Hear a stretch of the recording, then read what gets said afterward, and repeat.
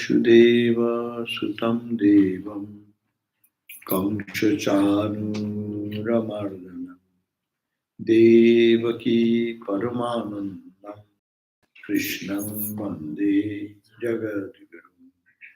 Om Shanti, Shanti, Shanti. I salute Bhagavan Sri Krishna, who is the son of Vasudeva, who is the destroyer of the demon, Kamsa and Chanura, and the dear darling of the mother Devaki, the teacher of the world and the beloved of the devotees. I salute him again and again. Om, peace, peace, peace. So we were learning that Raja, the king Parikshit, is questioning. King Parikshit is questioning 20 questions. So all the questions about that Brahman, Atman is the spirit, that is non-material. How does it then come to be the body? It is the spirit. How the body came, it is a solid. You see that everything is, a spirit is beyond name, form. It is, you cannot say it is solid, it cannot say liquid, it cannot say. So what are these? Man is seen, has so many distinct organs of the limbs. Now the Supreme Person, Bhagavan, from whose navel the word lotus has been emerged, is described as having same kind of numerous organs and limbs. What then difference between God and man? God's body also have such thing. With human body we have also same thing. What is the difference? So like that, one after another, so many questions. The last question we read, and we are still going through the questions of the king Parikshit to Shukadeva. It's the last question in 21st verse on page 127. Skanda 2, chapter 8, 21 verse we read last time. Speak to me about the creation, protection, and dissolution of all beings, of the ritualistic duties laid down by the Vedas and the Smritis, of desire prompted rites and rituals, and of the three ends of the human life, dharma, artha, and kama. So he's asking the question that tell me about creation, protection, and destruction of all the beings, how it is happening.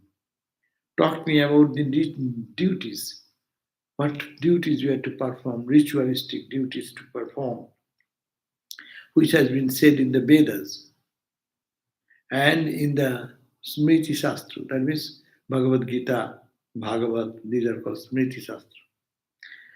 And what are the things to be done? Desire prompted rituals, rites and rituals. You do this, you go to heaven. You do this, you gain name, you get fame. You do this, you'll be a king. So all these desire prompted things, how to perform them. And the three goals of human life, dharma, artha, kama, righteous living, earning money, dharma, artha, and kama, fulfillment of legitimate desire, etc. Now, 22nd verse. Speak also about the emergence of Jivas lying latent in the power of the Lord. In the Lord's mind, the whole creation is there. All the Jivas are latent, sleeping as it were.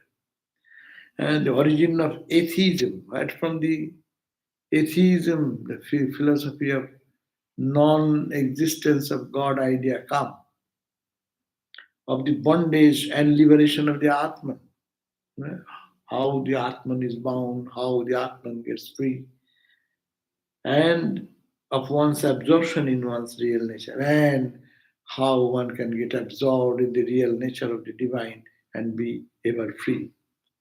Tell me how that omnipotent Bhagavan, who is ever free, limits himself by his inherent power of Maya for his creative sport, and how in dissolution he abandons the Maya and remains as pure witness. Huh? These are all big philosophical questions, 20 questions. He has put maybe another 50 questions inside that 20 questions. That means these are all deep philosophical questions which has bothered people that get bothered by that. They tell me how the omnipotent Bhagavan, 23rd verse, Bhagavan who is omnipotent. Omnipotent means is everywhere. God is everywhere. That everywhere, the God residing everywhere, who is ever free. He has no bondage. He is ever free.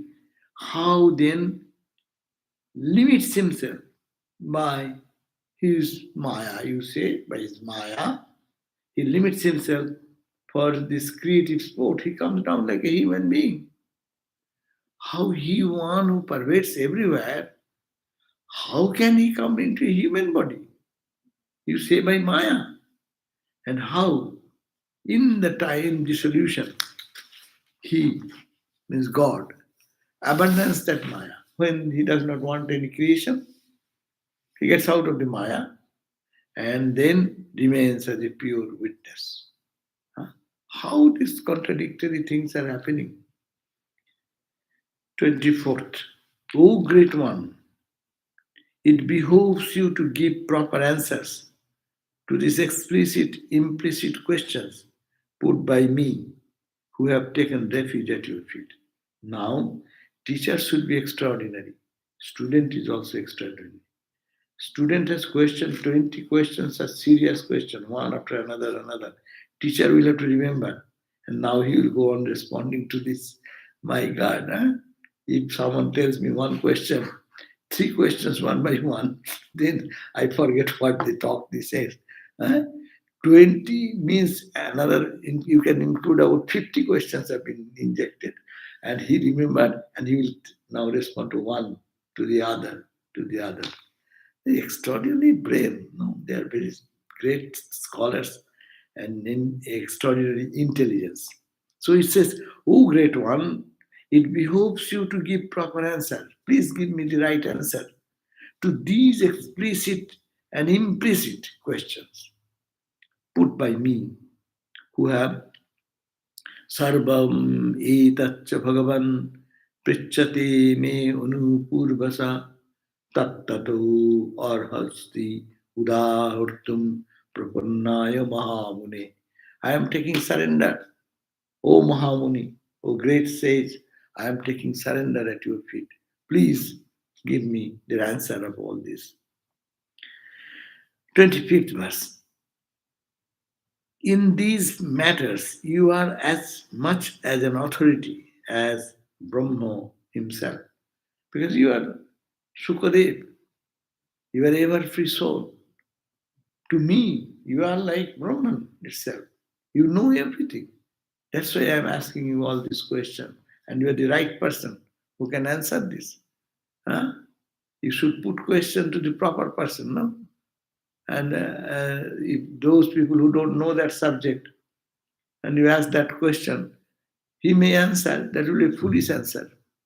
And that will be more confusing. The responses will be more confusing. So in these matters, you are as much as an authority as Brahma himself, for you are an authentic exponent of the gospel, being in the lineal descent of the spiritual tradition, starting from Brahma and possessing down to through the Narada and Vyasa. So that's why we are talking about Guru Parampara.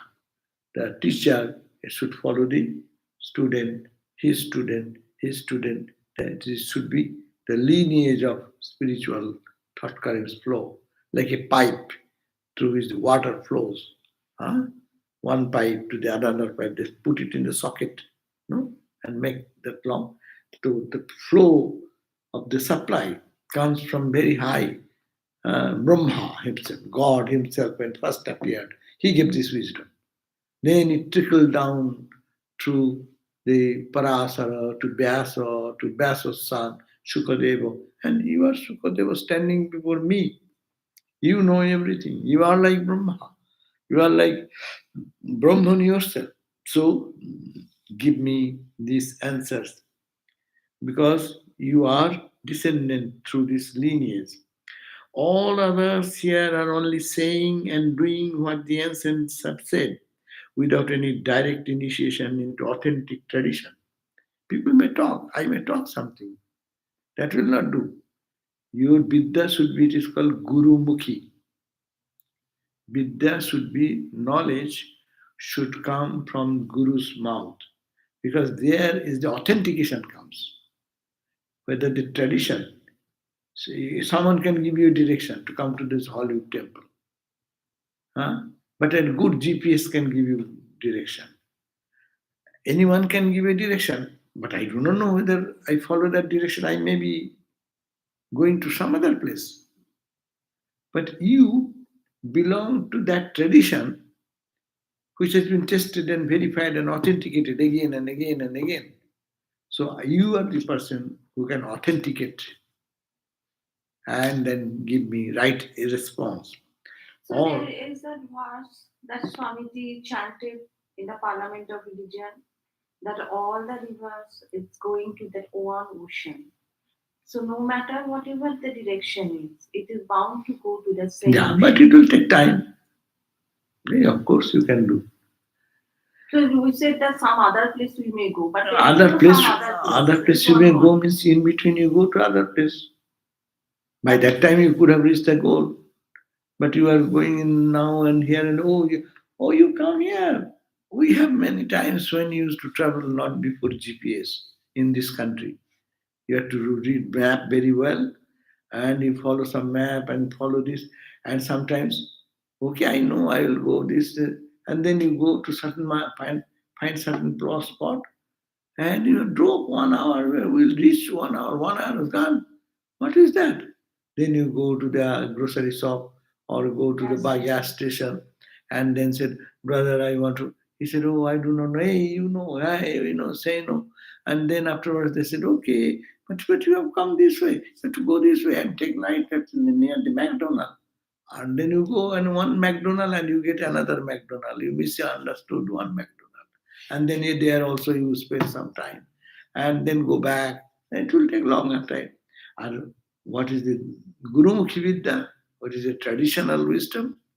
It is verified, tested, authenticated again and again and again. So that's sure path. We call good GPS, Wage, or some Google map. Sometimes they do the mistake, very rarely, but nowadays at least it's much advanced. Anyhow, so who illumined sage, ah, absorbing the nectarine drink of the Lord's excellence, my vital energy is not in the least affected by the hunger and thirst caused by the fast I am observing. The Shukadeva in front of the king Parikshit, what he did? He has given up drinking water or fasting totally because I have only lived 7 days. I won't put my mind into anything but think of God and listen to God. No? So this he's saying, you say Shukadeva, absorbing in the drink. I am listening to the glories of the nectar of the Lord Krishna. That is like a drink. That is the drink. My vital energy. Still I am breathing. Not eating anything, not drinking anything. My vital energy is not in the least affected by the hunger and the thirst caused by the fast I am observing. The only threat it faces is from the curse of the angry Brahmin boy. The only threat it faces that only I am thinking fearful. What the Brahmin boy give the threat? You will die within 7 days. No, that is the only thing in front. Oh, I have time, limited time. 7 days only I am in the world. Already 7 days, 1 hour gone. And 6 days, 23 hours, 1 hour gone. No? So this is my fear. My time is short. I have to get it. No. That is my hunger. That is my thirst. I forgot my physical thirst, physical hunger.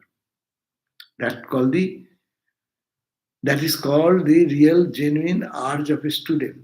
Dipto Shira Jalarasimiva. Dipto Shira. And where the Vedanta sir says, suppose someone puts a charcoal, burning charcoal on your head with a gun point. I'll kill you unless you carry it there. So how will you walk? You will then smile, ha ha, how are you? It is very nice and talk. And it's burning charcoal. You will run the speed you cannot run. Just run and just drop. Huh? That type of arts. That's why Dipto Shira Jalrasimivo. And then after dropping that, you want to run into the water. That type of art should be for God realization and asking for God. So I am feeling like that. That is the urge I am feeling now. Our only fear is I'll die. Another hour gone. Another 2 minute gone. My life is shortened. Only click, click, click, click, click, click, click, click, click. No? So I'm concerned about that. That is my condition. The only threat it faces, means this body faces, is from the curse of the angry Brahmana boy. Nami Nami Ashavo Parayanti Brahman Anasana Brahman Brahman Nanasanat Ami Pivato Achuto Pipijusam Annata Kupitat Brijat. That means my heart is not panting for anything. I don't feel hunger, I don't feel thirst. My mind is panting for the truth to know because I have to know before I die. And the death is clicking at my, just clicking like that. Now the Sutta said. Sutta is the who is the commentator. Sutta is sitting there, is observing what Narada is saying, what Shukadev is saying. So he is the narrator. He is giving the description of the incident.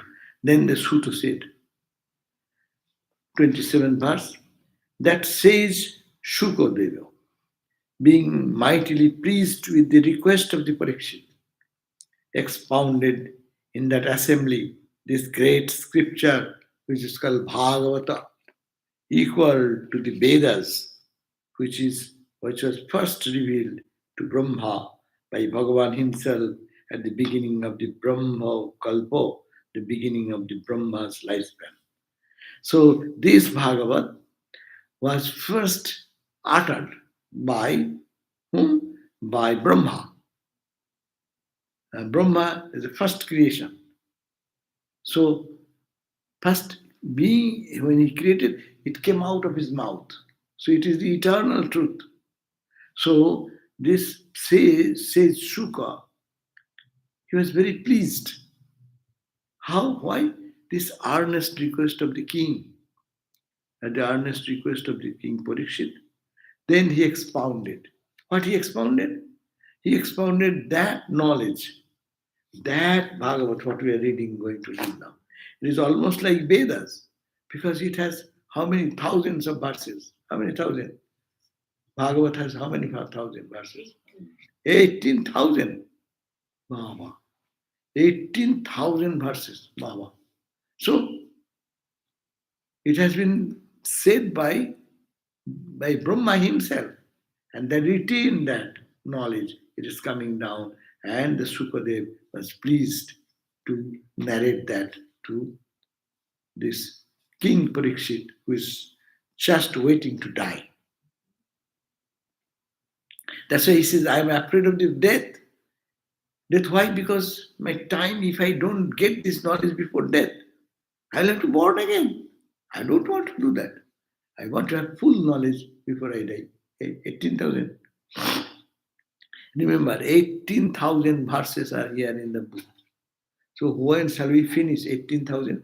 Every day if I read even 50 I cannot read, 25. So 18,000 verses to finish. How many? And once a month, once a week. times a month. Four times 25, 100 verses. 100 verses. How much? 18. In my lifetime, probably it will not be finished. And whatever question Parikshit, the glorious descendant of the Pandava, put, these were all answered by the sage, one by one, in the course of exposition of this Bhagavatam. So, what we are going to read, the answer has been given. The eternal question, he has put in such many logical way, and this Sukadeva is going to respond to that question, which he got it from his father, and it came from Brahma. And the Brahma, in his very birth, he got this knowledge. And it is we are getting the benefit sitting in Hollywood to read this book. So it is something first. If you do 25 in each class and once a week, then it should not be more than 14 years. 14 years. I am not going to live another 14 years. 15 years. 15 years. So 13.84. But anyhow, some classes will be missing 15 years, another 15 years. Okay, Jaima. Now that is the end of the chapter, 8th chapter. Now I start the 9th chapter, book number 2, chapter number 9, and I am reading the verse number 1, which is the answer of Shukadeva to this question of Parikshit. Shukadeva is giving the answer now. And it will continue. The entire book will come in that way. Brahma commanded to do tapas, inspiration of Brahma. Sri Shuka said, Shukadev said, O king, who is the king? Parikshit. O king Parikshit, except in terms of the inherent deluding power of the Lord, it is not possible to explain how a spiritually conscious entity like the self, capital, can have any abiding connection with this body. It is impossible to have connection with this body, which is limited. And without the deluding power of the Lord, we call Maya. Unless, like a magic stick, impossible thing cannot be possible. Because that the Lord is spiritually conscious entity, absolute conscious entity, become unconscious like us. I am the eternal conscious witness. But I do not know that. How much I hear, it turns back to my body or to my mind. Right? Bodily age, as you said, bodily aches and pains, and our mental aches and pains, or intellectual some turmoil. How possible? The absolute consciousness, how can it be this way unless there is that it is in deluding power of Maya, deluding power of the Lord, have abiding connection with the body. This connection is parallel to the connection of the dream body. This connection is like a dream body. In the dream you see yourself and you see so many people. So in the dream body, as is the connection, this connection is parallel to the connection of the dream body with the self of the dreaming man. So you are dreaming, no? You are dreaming, but you see yourself in the dream and a part in the dream play. So this is also miracle. You are still lying in your bed. There is nothing. If one comes and rolls his hand on a stick, so we should get hit. In our dream, I am seeing something. I don't see any. I don't get hurt. My dream body does not get hurt. If someone takes a rod or a sword and cuts us, it will not cut because I am having my dream world. So how it is possible? It is also a deluding power of your mind. Mind has the deluding power and it has creativity and creates some fantasy, and that fantasy is your dream. And you think that, aha, you are dreaming, aha, good dream, bad dream, this, that. What dream?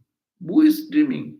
The dreaming person sees himself and gets crying, weeping, smiling, all in fun. So this has a connection with this body also here now. That means the deluding power.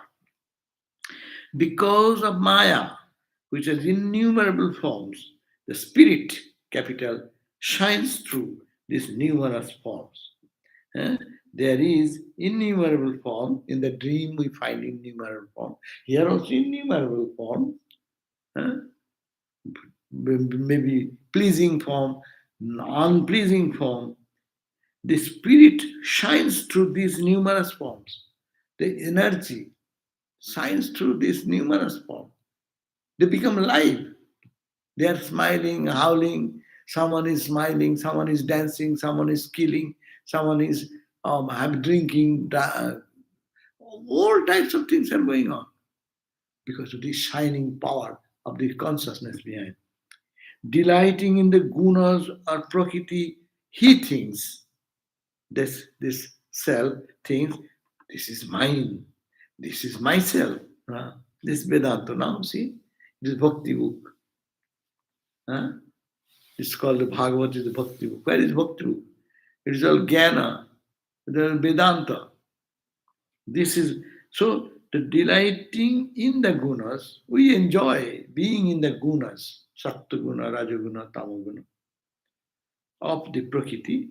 He, the individual soul, is thinking, this is mine, this is myself, this is my table, this is me, this is my pen, this is my phone, this is my computer, this is my car, this is my home, this is my friend, this is my enemy. I, me and mine. Ahamidam, mamaidam, iti naishargiko and loko bhavahara. Shankaracharya says, this is the eternal conflict. Me and mine, this whole universe. I and mine. And who is I? You close your eyes and go to sleep. Everything vanishes. You go away, all your friend, your enemy, your anxieties, your suffering vanish. Where? So long the mind is acting, all these are there. When mind goes to sleep, bas, everything is gone. In the dream, mind still functions. That's why mind creates such thing. And in the fantasy, see, I cry in the dream, I smile in the dream, I dance in the dream, I rejoice in the dream. So this is the same connection here. When freed from infatuation, third, verse number 3, when freed from infatuation with the body, how? Through devotion, through knowledge. But this book will say through devotion. Then Jiva, individual soul, delights in its nature as spirit transcending Maya and the time.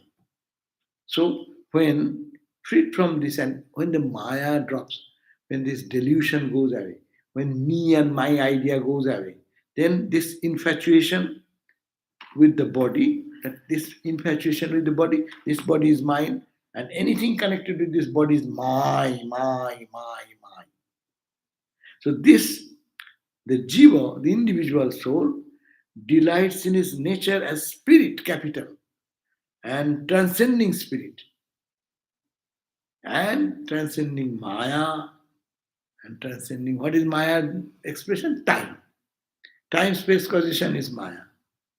So where there is Maya, you know there is time concept, there is concept of space and causation. This cause that, this cause that. That's the karma theory comes there. Because of this, this. Because of that karma, this. So whenever you are talking about that, you are in Maya. So that's why it says the spirit of transcending Maya means Kalo. He is no longer obsessed by the twin shackles of the bondage. What is the shackle of bondage? No one has tied us into the world. We are all tied in the shackle of our me and mine. That's why people say, I hate him. I love him. Love him, he is mine. I hate him, I don't like him.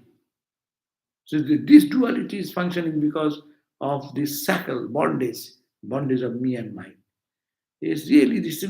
People can meditate and find God in so many ways. This is also a direct means. Cut your me and cut your mind. There is no me, it is God. Mine, it's God's, not mine. What I possess, my body I possess. When I die, you will take this body. What is mine? I'll take this table with me when I die.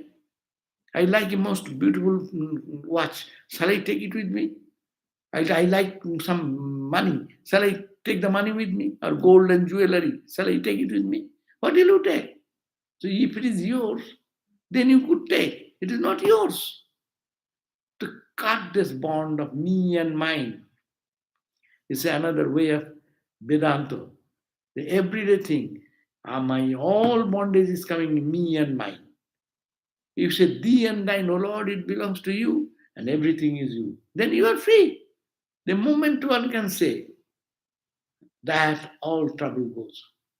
And Thakur says, Ramakrishna says, Ami mole guchibe janjal. Janjal means the garbage. All the garbage of life will be cleaned, washed away. If Ami mole, if I dies, the small I should die, big I should come up. All our trouble, I. Say, thou. Only people, we are really, what is the shackle? No one gives me pain. I am bound by my I and mine. If I say, it matters. That's why if you say, not me, not mine, someone blames something. And out of the 10 people, who has done this? I didn't do that. When you say, I don't do that, then you are free. Or you may be caught, but you have done. That's why you are saying that I have not done. But really, if one feels, I didn't do anything, so he's free. So me and mine. So I shall, the twin shackles of bondage, the feeling, this is I, and this is mine. Shankaracharya took these two words very appropriately in the Shankara Bhashya. Fourth verse, I shall tell you what the Lord imparted to Brahma as instruction for attainment of illumination and the release of the Jiva from bondage. When he manifests in his spiritual form to the former, meditating on him in absolute concentration and devotion. So he's saying, I am narrating that story, what Brahma give that instruction, and he attained from the Narayana, who was meditating on Narayana, his mind was absorbed, and he got this wisdom. Verse 5 on page 129. When Brahma, the first of being and the originator and inspirer of all others, thought about the ways and means of creation, sitting in his lotus seat, he could not get any clue as to how he should proceed. When he started creation, he was also in trouble. How to create this universe? O king, while thus contemplating, he heard a sound of two letters uttered twice from amidst the cosmic waters that surrounded him. Because he was lying down in the Kivala snake, no? Anantanaga.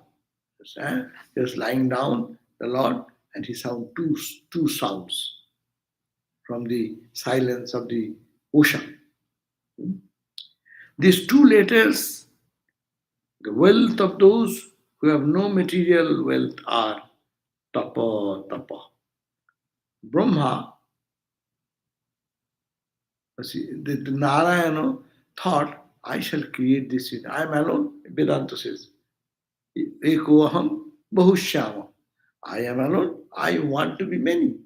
Now, how shall I do? He was thinking in his mind, in the cosmic mind, no? How shall I do? And then he heard in the deep silence two words came. Tapa, tapa. Tapa means do austerity. Do austerity. That means this world has come out of the austerity. Tapa, tapa, concentration, concentration on your nature of the spirit, obtained by combining the 16th and 21st of the consonants ta and pa in the alphabet. A, I, ka, kha, ga, gha, like that. In that ta and pa. Hearing it, he looked around. Narayana, he thought, I will create, I will be many. And then he heard these two words, ta, pa, ta, pa. He looked around to see who was speaking to him, but he could not see none else than himself. His I, only one. He is saying, it is coming out of his own, no extra agency, Vedanta coming. The world has not come out of other thing than Brahman. It is Brahman only in the physical form you see, but it is nothing but Brahman. But in dualistic language, Narayana, he wanted to create, and then he thought how to create, and then he suddenly heard two sound letter ta pa, ta pa, tapa, austerity. Then he could not see anything. He looked around and he said, I'm the only one. There is nobody to who have uttered this word. That is just come in the mind of the cosmic mind. So sitting firm in his own seat, he reflected that this very relevant instruction must have come from a divine source and decided to engage himself in tapas. Bhagavan also, to create this, he has to do austerity, fasting. That's why. Austerity is the moment the heat. When the heat comes, then that vibration comes. And from that vibration, your Ichha Shakti comes. And then you start creation. That is true. That's the scientific way of thinking. Yeah. So what she says is correct. He says that the tapa also means heat. It generates heat. Tapa. So when heat comes, vibration. And vibration, out of vibration, creation comes. What is the middle? Heat. Then Then the Ichha Shakti. Ichha.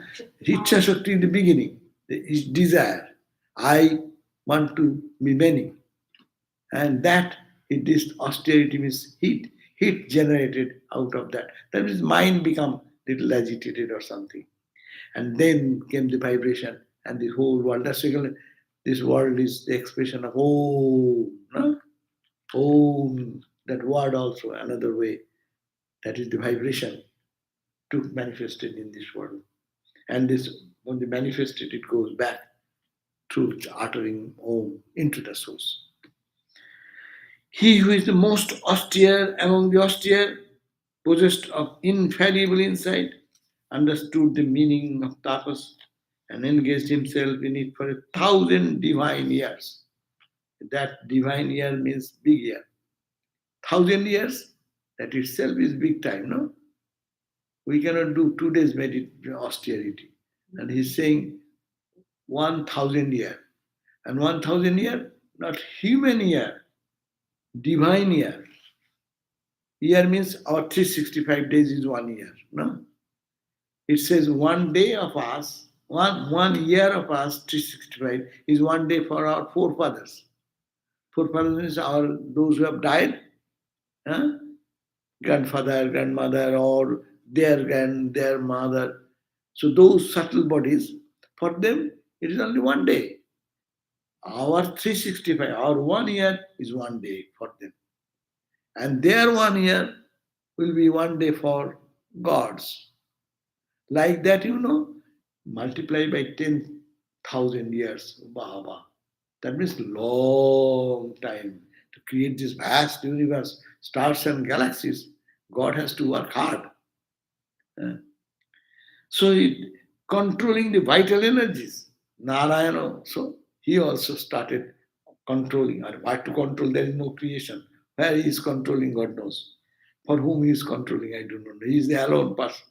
But still, controlling the vital energies as also the external and internal organs, He practiced concentration on subject of creation so intensely as to illumine everything around. Tapasya created illumination, every light everywhere. Now, the vision of Brahma, what he saw then, worshipped in this way by Brahma, the Lord revealed his highest spiritual realm, wherein impurities, ignorance, and their offsprings, fear have no place. That means, worshipped in this way by Brahma, Brahma was practicing this austerity. The Lord then revealed to his highest spiritual realm. It's called the Vaikuntha Loka. These are all different names. Wherein there is no impurities, there is no ignorance. And ignorance is offsprings. Offsprings, ignorance manifest in the world in so many ways. Anger, frustration, lust, greed. All are absent there. And which receives the adoring praise of all the great devotees. They are neither rajas nor tamas nor sattva. Mixed with them has any place. Their time's ravage is unknown. There even Maya, the Lord's delusive power, does not operate. And there resides the Lord's attendants, whom both the Devas and the Asuras alike worship. So that's a realm that is describing. That realm, not there is no Sattva-guna, Rajaguna, Tamaguna. There is no Maya. There is nothing to operate there, nothing to control there. So that is a pure state. And there you find Lord's attendants, whom both Devas and Asuras alike worship. There are Narayan's, what you call, attendants, spiritual attendants. Like, think about that, like Swami Brahmananda, and he is encircled by spiritual children. All are highly evolved spiritual people. All the denizens of that realm are blue in color, radiant, endowed with eyes like lotus petals, dressed in the yellow robes, extremely attractive and handsome, having 4 arms, bedecked with the brilliant gem-studded necklace and other ornaments, endowed with the glow of coral, sapphire, Vaidurchamuni, and the tender stalk of lotus Mrinala, and wearing brilliant earrings, diadem, and wealth. That means creation. As he saw, they are all divine entities with gold and jewelry and all this. See, as your mind creates, is it not?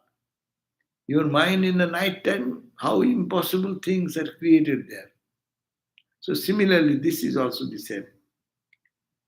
As the sky is rendering glorious by the blue rain clouds, illumined by the sticks of lightning, so is the divine realm. That divine realm, what is it is called the Vishnu Loka, Narayana Loka. That plane illumined by the sticks of lightning, so is that divine realm beautified by the rows of mansions of its heavenly residents, illumined by the explosive beauty of the noble women occupying them.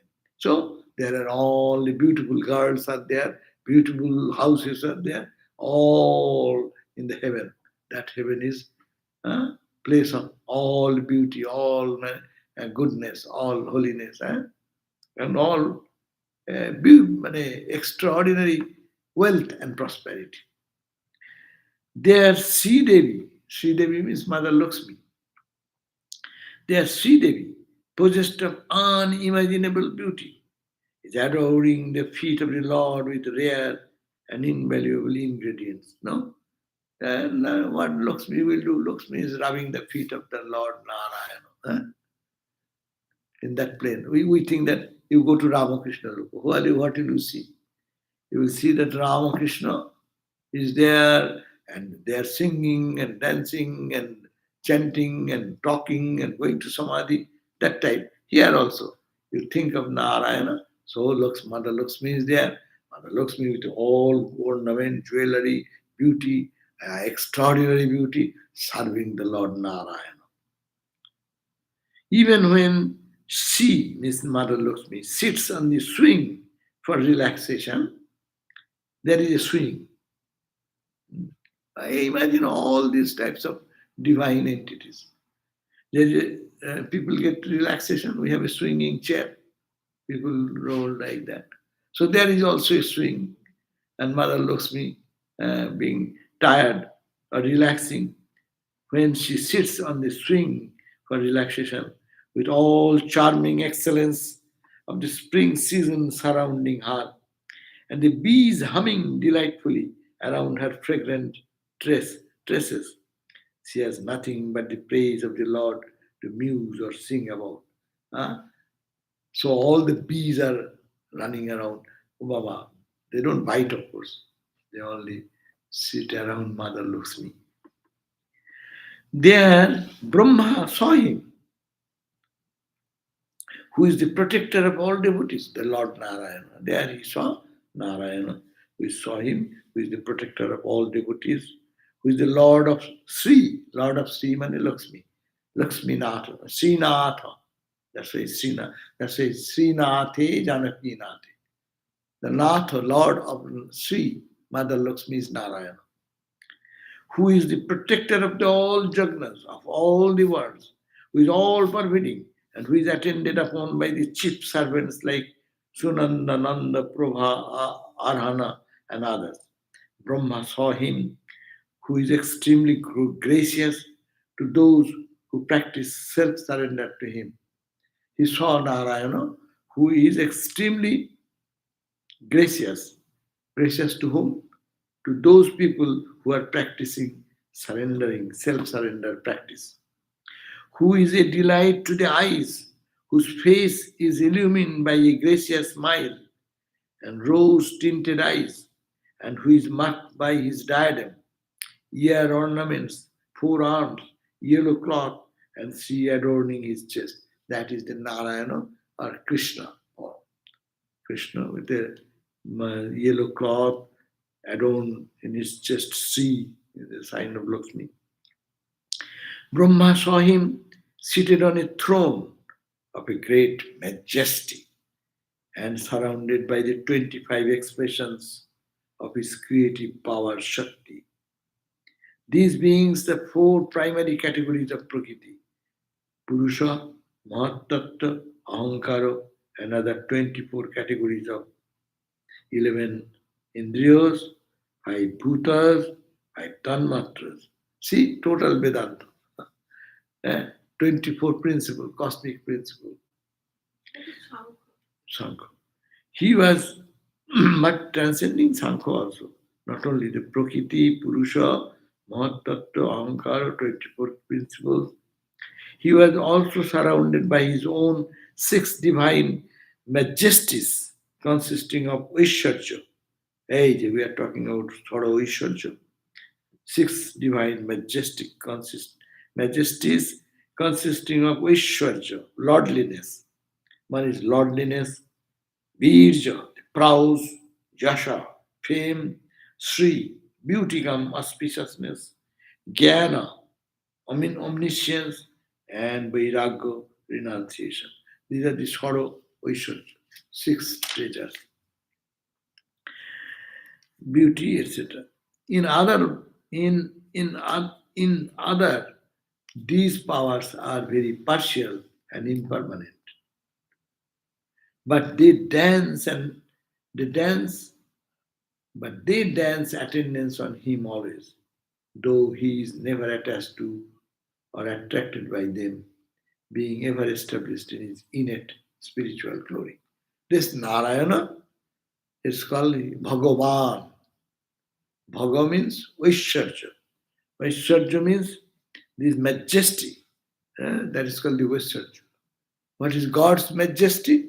His majesty is lordliness. You can see and understand. Any ordinary person can understand. Oh, he is the Lord of the universe. Majestic personality. Virja, he has the power and prowess. Fame, Jasha.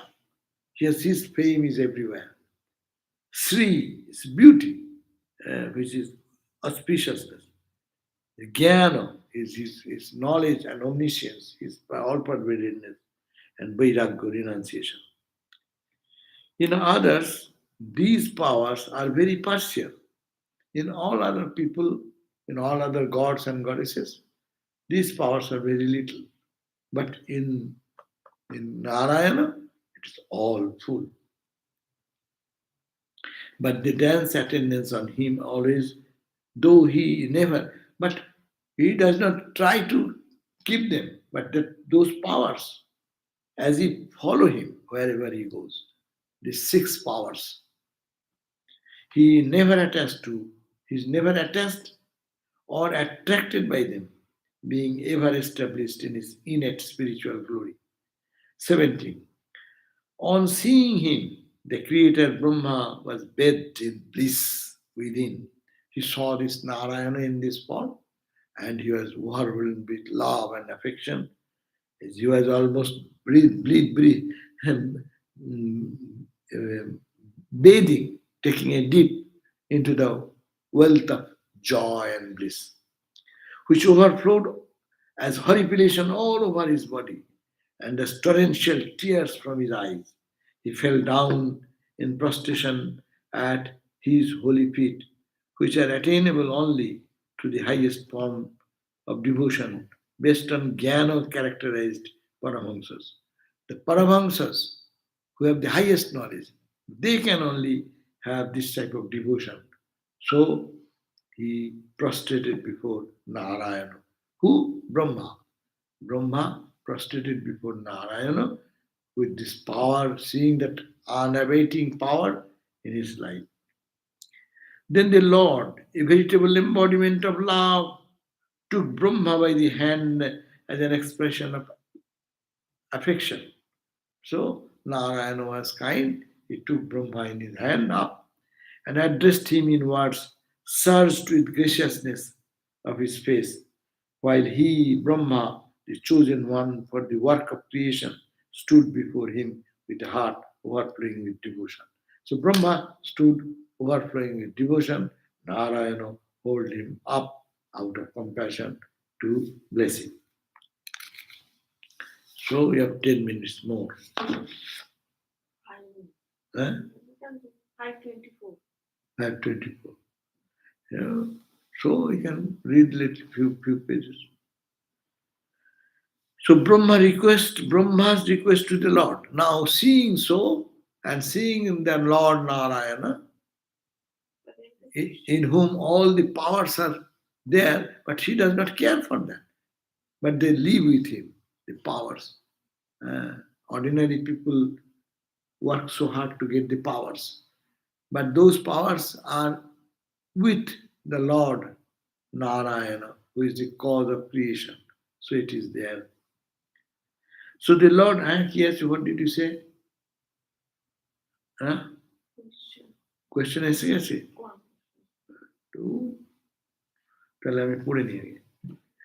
The Lord said, Brahma's request. Now the Brahma is requesting to the Lord Narayana. What? No, the Lord said, O Brahma, who holds the Vedas latent in you, I am highly satisfied by your long and concentrated meditation for enlightenment on the work of creation. So you have meditated on it for a long time. I said 10,000 years, divine years. The worship and prayers of perverted yogis never satisfy me in this way. People may do meditation with distracted mind for long. I'm not interested in that. It does not please me. But, O Brahma, may good fortune befall you. Ask of me whatever boon you want, for I am the general granter of the boon to all. But know for certain that there is nothing greater to be achieved than realizing me. The first word he said, you want anything? Ask me. But know that to know me, the Narayana, that is the highest question you can put and highest glory you can reach. Your attainment of my realm M capital, realm R capital.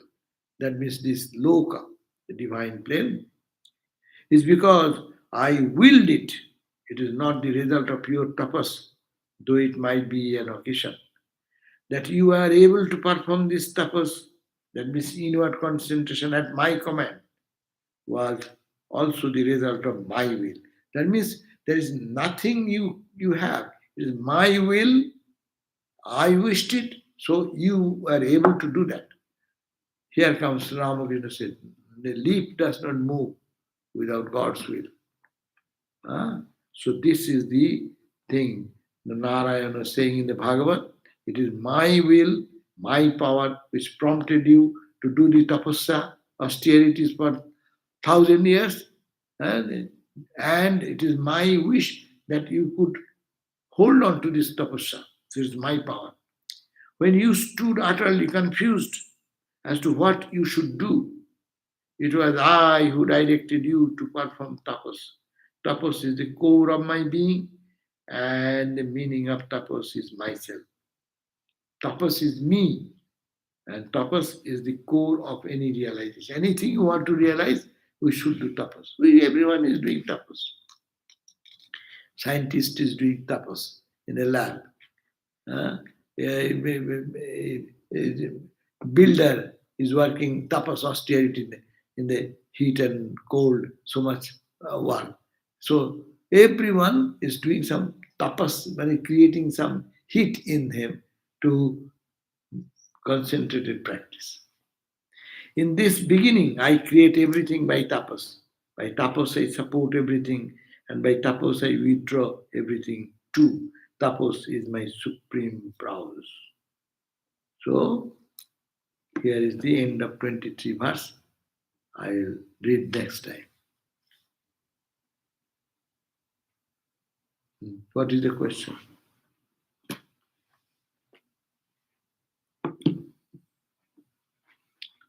Om Shanti Shanti Shanti Hari Om Tat Sat Sri Ram Krishna Arpanamastu.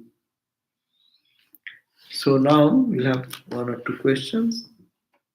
Question is, could you kindly explain what the difference between Maya, Mahamaya, Yogamaya? Oh my God. Maya is a term of Vedanta. Maya means in Vedanta, what you think is there, it is not. Maya is Yama, which is not really there. It is all Brahman, all God. What you are seeing is table, chair, floor, roof, watch, light. You are seeing this is Maya. And Mahamaya, the Shakti, the same. It is the power. Maya is the veiling power and projecting power. That's called Maya. Maya has two segments. Vedanti. It's from Vedantic language. Don't mix with devotional language. Maya is delusion. But Mahamaya is not delusion. Mahamaya is all the time there. As long as Brahman is there, Brahma and the Shakti both are there. So snake is there and snake's power to move, wriggling power is there. A musician is there. Musician is there means musician's singing capability is there. You cannot separate out the singing capacity here and the man there. We cannot do that. You are a expert in anything, skilled. Your skill and you cannot be separated. So that is the Mahamaya idea and Yogamaya. Yogamaya ki? Yogamaya is the Radhu was that was Sattva, Raja, Tama, three of these you have the same. Radhu was not all Shakti. So she has, it is you need that one for creation, that one that when Krishna was born, that baby, that is called Yogamaya. Divine Mother came. But anyway, so Mahamaya is good to understand Maya and Mahamaya. Maya is a Vedantic term which says it appears, but it is not true.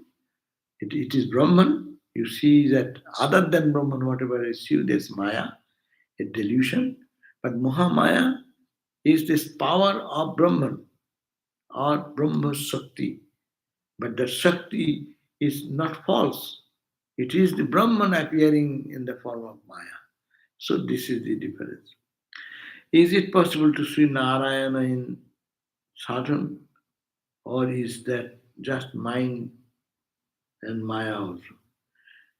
Yeah, possible to see means, what do you understand by seeing? If you understand that as I see you, Narayana can be seen, yes. By when purified mind becomes pure, they see the God vision, different visions of gods and goddesses they see. So you can see, but that seeing is within the realm of Maya. So long you see, so long you hear, so long you act, those are all Maya. But you are not that. You are beyond that. No one sees in Vedanta who to see whom, if there is but one. Vedanta, so seeing is within the language of duality. But seeing of duality is possible. Why not? People are meditating on Rama, on Krishna, on Ganesha, on Shiva, you know? And they had the vision of Shiva, Ganesha, Narayana, all they had. In a purified state of mind, they will be able to see that. But if you say from Vedantic perspective, then it is called, yes, that vision is also not the ultimate. So long you see there is two. Something you are seeing, someone is here, some knowledge interacting, connecting them. So you have to say no. So long as Ramakrishna said, he who is Rama, he who is Krishna is Ramakrishna, but not according to Vedanta. Vedanta is only one. Anything you see, you are coming into duality. Seeing action, seeing is an action. I see. When I am there first, then the question of seeing comes. Three things are necessary for seeing. I, who am seeing, the object I am seeing, and there should be sensory organs or connections, light, sensory, light and eyeball and retina and all these things are necessary. So this is not absolutely Vedantic idea. So in that sense, there is no vision, there is no seer, Maya. Okay. I have a question. Uh, Is Maya as a name or a child giving the name Maya, is it auspicious? Because my yeah. cousin has a little girl, 1 year old, and named her Maya. Maya. Maya. Yeah, Maya, yeah, it is auspicious, but you can think that in Vedantic technical term, Maya means that which appears, is not the real. So that is called Maya. But Maya is. Because in Greek, Maya means good mother. In Greece? In Greek. Yeah. Oh, really? So, then which language you use? Sanskrit language, one And way. my niece's daughter is Maya, Maia. Oh, Maya. Maya. So Maya is in our family. But some time understand that Maia means friend. You may? Means friend. That's right. Friend. That's what he said. Then you spell it that way. Didn't the Buddha Siddhartha name his children Maya Devi. attachment? Name his children attachment. So just a reminder that I guess your children are. Yeah, it can mean that way also. Maya means which you get attached. But as you said, better to take that meaning than good meaning. In the Greek, they say that. A family is not Vedantis. But they came up with Maya and but as the whole she said, Mayan civilization is there in Middle America. Mayan civilization, right? Mayan, oh yes. Mayan civilization. Prashna again. Correct. Can worldly fulfillment and spiritual liberation go hand in hand? Or must renounce one to have the other? Yeah, and ultimately, two things cannot go hand in hand, but this transition should be very slow, gradual, then it is better. Uh, worldly, worldly fulfillment, worldly fulfillment and spiritual liberation, can they go together? Rarely it goes, because our mind, when it is engaged in the worldly fulfillment, I cannot give that mind for God. So how this and that can go together? It cannot. But uh, to realize God, this worldly fulfillment is lessened. But that fulfillment comes in God. God is more joyful. If one can taste that joy here in God, then it will be okay. But it takes time. Takes eternity. And it should be gradual. Gradual. If suppose this side is the worldly fulfillment, and that side is the spiritual liberation, no? So you cannot stand here and think that you are reached here. If you move towards one step, that means it is automatically falling behind, and you are going towards the truth. So one side is God realization, another is the worldly fulfillment. Worldly fulfillment, yes, people get engrossed into worldly fulfillment and they achieve their goal. But to achieve that ultimate goal, you will have to first give up and think of the joy of God and be absorbed in the bliss of God. Gradually. And then it will automatically fall back. You need not have to fight. And it is not a painful journey, but it is a joyful journey, because you are getting more in God. What you give up and what you get more what you give up.